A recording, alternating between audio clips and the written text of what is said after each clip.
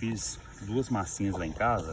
Essa aqui de ração de peixe normal, comum. Depois eu vou passar a receita para vocês. E essa aqui é essa nossa massinha de laranja. Serve para tilápia, lambari, piapara, piau. Eu vou testar aqui, vou jogar aqui para vocês verem como é que ela é bater e valer. Aqui no caso a gente vai ficar pegando lambari, né, para piscar e pegar as traíras. É só um pedacinho mesmo, olha.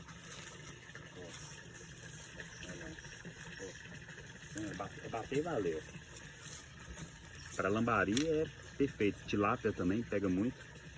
Aí esse lambarizinho tá bem pequenininho, mas a gente vai iscar no anzol para pegar a traíra, tá?